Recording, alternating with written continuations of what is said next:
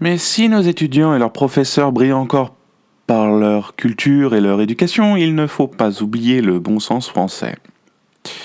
Ce sens pratique qui permet de développer une puissance économique sans faille, de diriger en bon père de famille, comme dit l'adage. Une gestion si fine que l'agence Fitch Ratings a classé la dette publique française à A- en 2023. C'est-à-dire, en langage financier, qualité moyenne supérieure. Bon, formulé dans un jargon moins technique, ça veut dire c'est pas trop mal, mais on peut trouver mieux.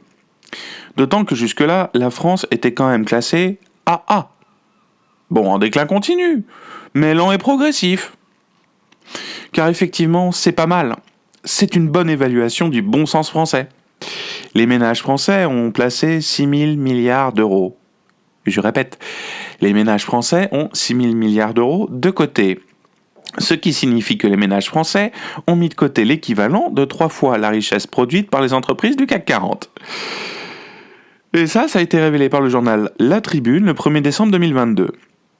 L'un des placements préférés de cette bonne gestion, qui ravirait La Fontaine, c'est le fonds euro de l'assurance vie, qui offre un rendement garanti mais faible. Sans parler de ceux qui avoisinent le milliard d'euros gentiment thésaurisés dans la tirelire et ou sous le matelas. C'est qu'on n'aime pas beaucoup les risques dans les foyers français, voyez-vous. En parallèle de quoi, les prix augmentent et les incertitudes sur la défaillance des entreprises ont augmenté avec eux. Oui, ça va de pair.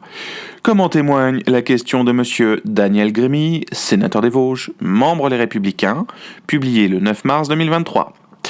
Défaillance signifiant que les créanciers risquent de perdre leur apport et que les emplois sont aussi menacés et qu'il faudra naturellement amortir ces pertes. Ce qui veut dire que c'est évidemment une très bonne chose que les ménages, les Français normaux, n'investissent pas dans leurs entreprises afin de développer celles-ci.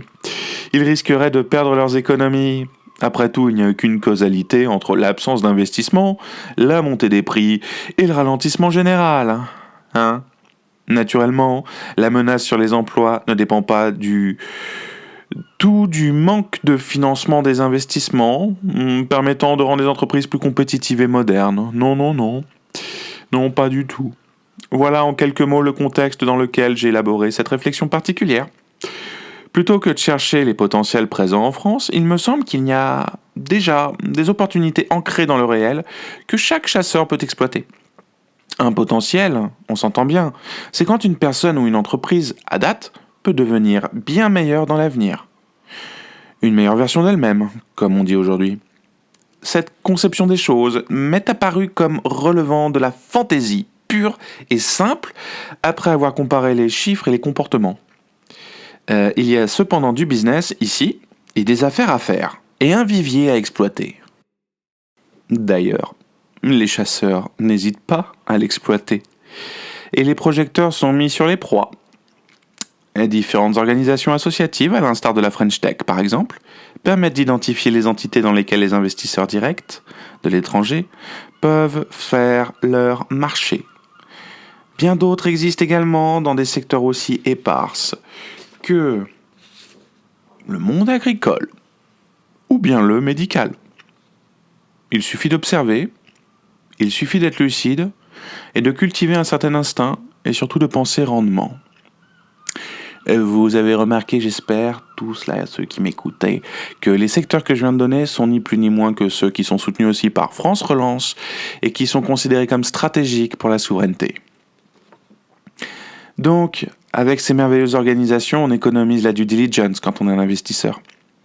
On cible directement les entités. Et hop, on absorbe, on exploite et on diffuse. Quand je dis exploiter, il faut bien qu'on se comprenne. L'exploitation commerciale, elle, doit se passer sur un territoire unifié, juridiquement cohérent et stable, avec une fluidité dans les transactions. Autant dire, on oublie l'Union européenne qui est l'exact contraire de ce que l'on vient d'énoncer. Non, on va se focaliser uniquement sur le développement du marché américain ou sur le marché chinois. Bah oui, soyons sérieux. Par contre, l'exploitation du talent se fait toujours ici, en France. La France, Terre d'ingénieurs, terre d'ouvriers qualifiés, ingénieux mais pas commerçant pour un sou, qui préfère s'acheter son sac Louis Vuitton pour briller auprès des copines et le dernier iPhone afin d'impressionner les copains, plutôt que d'investir dans des entreprises à potentiel. La ronde des m'as-tu vu, le jeu social et la quête de reconnaissance. L'âme de ceux dont l'instruction n'a pas su créer l'identité, mais qui a su créer des machines humaines prêtes à fonctionner.